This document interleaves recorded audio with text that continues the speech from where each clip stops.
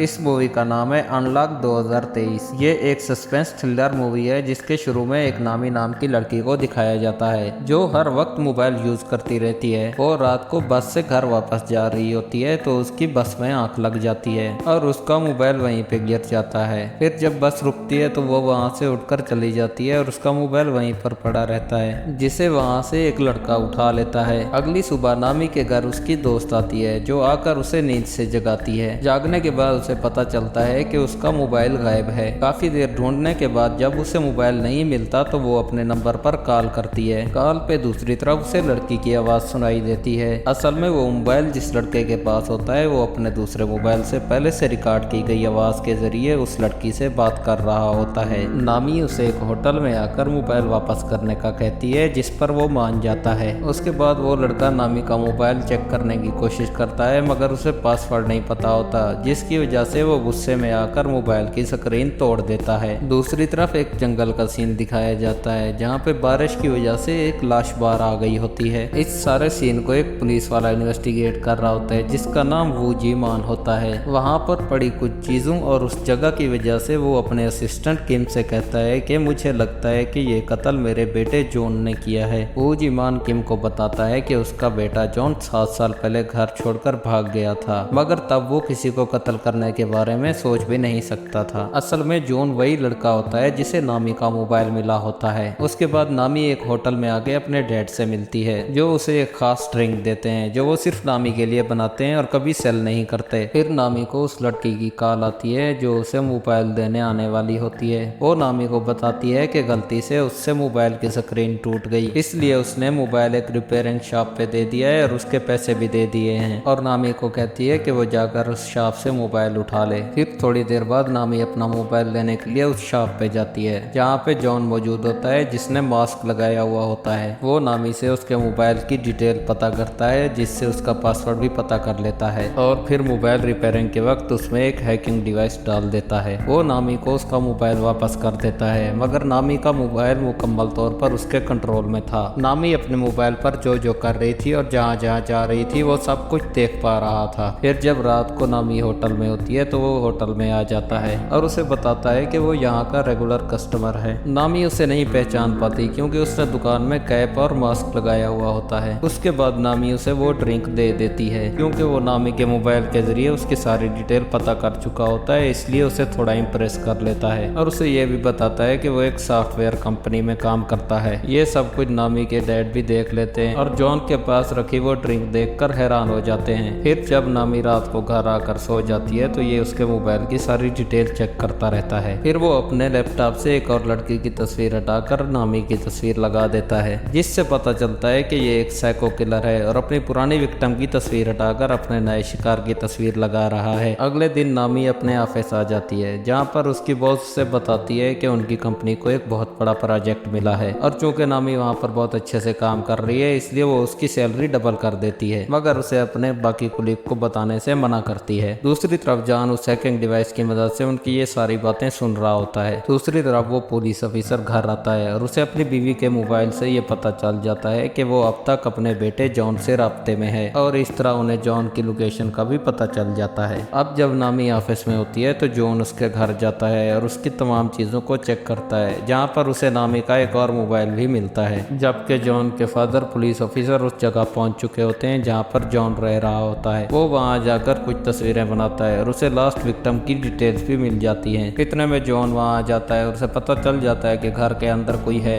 वो घर के अंदर जाने की बजाय खिड़की से झांक कर देखता है जहाँ उसे अपने डैड नजर आते हैं जिसने वो नेल पॉलिश उठाई होती है जो लाश के नाखून पर लगी हुई थी और वो समझ जाता है कि उसके डैड को पता चल गया है कि ये खून उसने किया है। जॉन चालाकी से अपने डैड को वहाँ से बाहर बुलाता है। फिर वो जब थोड़ी देर बाद घर के अंदर जाता है तो देखता है कि जॉन सारे सबूत मिटाकर वहाँ से निकल चुका है। अब जॉन नामी के होटल में आ चुका होता है। वो नामी के डैड को बताता है कि वो यहाँ का रेगुलर कस्टमर है और उससे वही ड्रिंक मांगता है जो वो नामी को देते होते हैं मगर नामी के डैड को उस पर शक हो जाता है और इतने में नामी वहाँ आ जाती है। फिर वो नामी से बातें करने लग जाता है। रात को होटल से घर जाते हुए नामी को उसके डैड बताते हैं कि वो लड़का झूठ बोल रहा था, वो हमारा रेगुलर कस्टमर नहीं है और मुझे उस पर शक हो रहा है कि वो कुछ ठीक आदमी नहीं है इसलिए तुम्हें उससे दूर रहना चाहिए। मगर नामी इन सब बातों पर ज्यादा तवज्जो नहीं देती जबकि जॉन उस हैकिंग डिवाइस की मदद से ये सारी बातें सुन रहा रहा होता है। दूसरी तरफ वो पुलिस ऑफिसर उस विक्टिम लड़की की माँ के पास पहुंच चुका होता है, जहाँ पर उसकी माँ उसे बताती है कि मेरी बेटी का मोबाइल कहीं पर गिर गया था और उठाने वाले ने बताया था कि उसकी स्क्रीन टूट गई है, जिसके बाद उसे मोबाइल एक रिपेयरिंग शॉप से मिला था और उस दिन के बाद उसकी बेटी के साथ सब कुछ गलत होना शुरू हो गया था और फिर एक दिन अचानक उसे किसी ने मार डाला। अगले सीन में दिखाया जाता है कि नामी के डैड जब किसी काम से बाहर आते हैं तो जॉन उन पर हमला कर देता है और उन्हें पकड़ देता है। साथ ही पुलिस वालों को जंगल से एक साथ 8 लाशें मिलती हैं। अगली सुबह जब नामी उठती है तो देखती है कि उसके मोबाइल से बहुत से मैसेज किए हुए हैं और उसने एक पोस्ट भी लगाई हुई है जिसमें उसने बता दिया है कि उसके बॉस ने उसकी तनख्वाह डबल कर दी थी। नामी जल्दी से अपने ऑफिस जाती है और वहां पर अपने कोलीग्स और बॉस को यह समझाने की कोशिश करती है कि उसने कोई मैसेज या पोस्ट नहीं की। नामी उन सबको कहती है कि शायद उसका मोबाइल किसी ने हैक किया है और उसी ने ये सब कुछ किया है, जिस पर उसकी बॉस उससे सबूत मांगती है और उसे धक्के देकर वहां से निकाल देती है। नामी दुखी होकर अपनी दोस्त के पास जाती है और उसे सब कुछ बताती है। उसकी दोस्त उसे कंप्लेन दर्ज कराने का बोलती है। दूसरी तरफ जॉन ये सब कुछ सुन रहा होता है और उसे पता चल जाता है कि नामी अपनी दोस्त से बहुत क्लोज है। फिर वो नामी को अपनी दोस्त से अलग करने का प्लान बनाता है। नामी और उसकी दोस्त पुलिस स्टेशन कंप्लेन दर्ज कराने जाते हैं, जिस पर वो भी उससे मोबाइल हैक होने का सबूत मांगते हैं। नामी के पास कोई सबूत नहीं होता, इसलिए वो वापस आ जाते हैं। जॉन नामी के डैड के घर पर ही रह रहा होता है और नामी के डैड के नंबर से उसे मैसेज भी करता रहता है ताकि उसे शक ना हो। नामी और उसकी दोस्त होटल में बैठकर ये सब डिस्कस कर रही होती हैं और कहती हैं कि उन्हें ये सब पता कराने के लिए किसी इंटरनेट या मोबाइल के माहिर की जरूरत है और इतने में जॉन वहाँ आ जाता है। नामी जॉन को अपना मोबाइल चेक करने के लिए देती है और उसके लिए ड्रिंक बनाने चली जाती है। जब वो वापस आती है तो जॉन उसे बताता है कि किसी ने एक हैकिंग सॉफ्टवेयर के जरिए उसका मोबाइल हैक कर लिया था और उसे बताता है कि जिसने भी ये किया है वो हर वक्त तुम पर नजर रख सकता है और तुम्हारे मोबाइल को भी अपनी तरह यूज कर सकता है। फिर वो नामी को बाहर लाता है और उसे बताता है कि ये तुम्हारे किसी क्लोज बंदे का काम है जिसे तुम्हारे मोबाइल का पासवर्ड तक पता हो। नामी पीछे मुड़कर देखती है तो उसकी दोस्त उनकी तस्वीर बना रही होती है, जिस पर उसे बहुत अजीब लगता है। फिर जब वो होटल में बैठी होती है तो उसकी दोस्त नोट करती है कि नामी उसे मुसलसल इग्नोर कर रही है, जिस पर वो इस बारे में नामी से बात करती है और नामी भड़क उठती है। नामी उसे कहती है कि मुझे तुम पर ही शक है क्योंकि मेरे पासवर्ड सिर्फ तुम्हें ही पता होते हैं, जिस पर उसकी दोस्त बहुत दुखी होती है और वो भी झगड़ा करके वहाँ से चली जाती है और जॉन अपने प्लान में कामयाब हो जाता है। दूसरी तरफ जंगल में जो लाशें मिली होती हैं वहाँ पर पुलिस ऑफिसर के बेटे का कुछ सामान भी मिलता है, जिस पर उन्हें यकीन हो जाता है कि ये सब कुछ जॉन ही कर रहा है। पुलिस ऑफिसर अपने असिस्टेंट किम से जल्दी से वो मोबाइल रिपेयरिंग शॉप ढूंढने का कहता है। नामी घर में बैठी अपनी और दोस्त की पुरानी वीडियोस देख रही होती है और वो दुखी होकर मोबाइल फेंक देती है, जिससे मोबाइल की स्क्रीन टूट जाती है। दूसरी तरफ पुलिस ऑफिसर और उसका असिस्टेंट उस मोबाइल रिपेयरिंग शॉप तक पहुंच चुके होते हैं, मगर वहां पर सब कुछ बिखरा पड़ा होता है। फिर भी उन्हें वहां से 8 कस्टमर्स की डिटेल मिल जाती है और ये सब के सब वही होते हैं जो मर चुके होते हैं। पुलिस ऑफिसर अपने असिस्टेंट को बताता है कि उसके पास 9th कस्टमर की भी डिटेल है जो उसका अगला शिकार होगी, जिस पर उसका असिस्टेंट कहता है कि हमें जल्द से जल्द ये खबर फैला देनी चाहिए ताकि हम उसे बचा सकें। इतने में नामी भी वहां पर आ जाती है। वो वहां पर जॉन का नाम सुनती है तो उसे पता चल जाता है कि मेरा फोन जॉन ने ही हैक किया था और मेरे साथ ये सब कुछ जॉन की वजह से ही हुआ है। फिर वो जॉन की कंपनी में भी कॉल करती है, मगर उसे पता चलता है कि वहाँ पर जॉन नाम का कोई भी बंदा काम नहीं करता। उसे जॉन पर काफी गुस्सा आता है और वो उससे बदला लेने का फैसला करती है, मगर पुलिस ऑफिसर उसे ये नहीं बताता कि वो एक सीरियल किलर है। बस उसे इतना ही कहता है कि वो एक बुरा आदमी है और हम भी उसे पकड़ना चाहते हैं, जिस पर नामी ने कहती है कि वो उसे मिलने के लिए अपने घर बुलाएगी। जब वो आए तो पुलिस ऑफिसर उसे पकड़ ले। फिर नामी अगले दिन जॉन को मैसेज करके उसे अपने घर पर बुलाती है। जॉन जब नामी के घर के बाहर पहुंचता है तो पुलिस ऑफिसर जल्दी से उसे पकड़ लेते हैं, मगर जब वो जॉन को देखते हैं तो उसे पहचान नहीं पाते, जिस पर जॉन उल्टा उन पर भड़क जाता है और उनके खिलाफ कंप्लेन करने की धमकी देता है क्योंकि वो एक मासूम शहरी को गन दिखाकर डराने की कोशिश कर रहे हैं। जिस पर किम उसे कहता है कि वो यहाँ पर एक सीरियल किलर को पकड़ने आए हुए हैं और ये सब कुछ गलत फहमी में हुआ है। उसके बाद वो उससे मदद करके वहाँ से चले जाते हैं। उसके बाद दोनों ऑफिसर नामी के पास जाते हैं जो उन्हें बताती है जॉन का मैसेज आया है कि आज वो बिजी है इसलिए बाद में कभी आएगा। उसके बाद उस पुलिस ऑफिसर को पुलिस स्टेशन से कॉल आती है जिसमें उसे उसका साथी बताता है कि जॉन का डीएनए मैच हो गया है और सबको पता चल गया है कि ये कत्ल जॉन कर रहा था, इसलिए आपको अब इस केस से दूर रहना होगा। फिर नामी जब दूसरे मोबाइल में सिम डालकर बाहर आती है तो किम उससे कहता है कि तुम भी किसी सेफ जगह चली जाओ, जिस पर नामी अपने डैड के घर जाने का फैसला करती है। दोनों पुलिस ऑफिसर नामी को उसके डैड के घर छोड़ने जाते हैं और वहाँ पहुंचकर उसे एक कार्ड देते हैं, जिसे देखकर नामी कहती है कि ठीक है जो भी हुआ मैं आपको मैसेज करूंगी। वो अंदर पहुंचकर अपने डैड को आवाज लगाती है मगर उसे कोई रिस्पॉन्स नहीं मिलता, जिसके बाद वो एक जगह बैठकर मोबाइल यूज करने लगती है। तभी उसे नए नंबर से जॉन का मैसेज मैसेज आता है। वो उस नंबर पर कॉल करती है तो उस मोबाइल की रिंग आसपास सुनाई देती है। वो उसे चेक करने के लिए इधर उधर भागती है मगर वहाँ पर उसे कुछ भी नहीं मिलता। फिर वो पुलिस ऑफिसर को कॉल करने के लिए नंबर डायल करने लगती है तो उसका मोबाइल खुद ब खुद ही चलने लग जाता है, जिससे उसे पता चल जाता है कि उसका ये मोबाइल भी जॉन ने हैक कर लिया है। फिर वो मोबाइल वहीं छोड़कर बाहर आती है जहाँ पे उसे जॉन मिलता है। जॉन उसे उसके डैड की वीडियो दिखाता है जिसे उसने कैद किया हुआ होता है। जॉन उसे पुलिस ऑफिसर को मैसेज करने का कहता है कि मैं यहाँ पर महफूज हूँ और हम 2 दिन बाद मिलेंगे। नामी को ना चाहते हुए भी अपने डैड के लिए ये सब करना पड़ता है। फिर वो नामी को बाथरूम में लाता है जहाँ पर उसने नामी के डैड को बांधकर बाथ टब में डाला हुआ होता है। फिर जॉन नामी को खुद को टेप से बांधने का कहता है। जब वो खुद को टेप से बांध लेती है तो उसे भी बाथ टब में डाल देता है और बाथ टब में पानी छोड़ देता है जिससे वो मुकम्मल भर जाता है। फिर वो नामी को बेबसी से मरता हुआ देखकर खुश होता है और उसकी पिक्चर्स बनाता है। उसके बाद जॉन बाहर आता है जहाँ पर उसे पुलिस ऑफिसर का कार्ड मिलता है जिस पर लिखा होता है कि नामी सिर्फ कॉल करना, मैसेज नहीं, जबकि इसने नामी से मैसेज कराया होता है और इसे पता चल जाता है कि ये उसकी चाल में फंस चुका है। उधर पुलिस ऑफिसर और उसका असिस्टेंट भी घर में घुस आए होते हैं और जॉन एक जगह पे किम को पकड़ लेता है मगर तभी वहाँ पर पुलिस ऑफिसर आ जाता है। पुलिस ऑफिसर उसे देखकर उससे अपने बेटे के बारे में पूछता है क्योंकि उसे पता होता है कि ये उसका बेटा नहीं है। पुलिस ऑफिसर जॉन को बहुत मारता है जिस पर जॉन रोते हुए कहता है कि डैड मैं ही आपका बेटा हूँ। पुलिस ऑफिसर को भी यकीन आ रहा होता है कि यही उसका बेटा है मगर तभी जॉन उस पर हंसना शुरू कर देता है और कहता है कि कैसे बाप हो के तुम्हें अपने बेटे की भी पहचान नहीं है। उधर नामी को भी होश आ गया होता है जो देखती है कि किम उसके डैड को होश में लाने की कोशिश कर रहा है मगर वो होश में नहीं आ रहे। दूसरी तरफ पुलिस ऑफिसर जॉन का सामान चेक करता है जिसमें उसे तमाम विक्टिम्स की डिटेल मिलती है। जब वो 0 नंबर विक्टिम मुख्तलिफ के सबसे पहले शिकार की डिटेल चेक करता है तो वो और कोई नहीं उसका बेटा जॉन होता है। इस किलर के पास जॉन और उसकी माँ की सारी डिटेल्स होती हैं। तभी पुलिस ऑफिसर को समझ आ जाती है कि उसका बेटा जॉन 7 साल पहले गायब नहीं हुआ था बल्कि इस किलर ने उसे मार डाला था और तब से ये जॉन बनकर बाकी लोगों को भी कत्ल कर रहा है। ये सब देखकर पुलिस ऑफिसर गुस्से और दुख में उस किलर को मारने के लिए आता है मगर वो उसे कहता है कि मैं आज भी जॉन बनकर तुम्हारी बीवी से बात करता हूँ। वो किलर पुलिस ऑफिसर को जो कुछ भी बोल रहा होता है नामी भी सुन रही होती है और तभी वो उठती है और वहाँ पर आ जाती है। नामी पुलिस ऑफिसर से गन लेकर उस किलर को गोली मार देती है। तभी वो पीछे मुड़कर देखती है तो उसके डैड को भी होश आ रहा होता है। वो भागकर अपने डैड को गले लगाती है और इमोशनल होकर रोने लगती है। इसके बाद नामी और उसके डैड को इलाज के लिए हॉस्पिटल भेज दिया जाता है। कुछ ही दिनों में ये सारी खबर हर जगह फैल जाती है। उसके बाद नामी को उसके डैड के साथ होटल में दिखाया जाता है जहाँ पर कोई चुपके से उसकी वीडियो बना रहा होता है। नामी भी ये देख लेती है मगर पता नहीं चल पाता वो कौन है और इसी सस्पेंस के साथ ये मूवी खत्म हो जाती है। ये मूवी आपको कैसी लगी कमेंट में जरूर बताएं और अगर आप चैनल पर नए हैं तो चैनल को सब्सक्राइब और वीडियो को लाइक जरूर करें।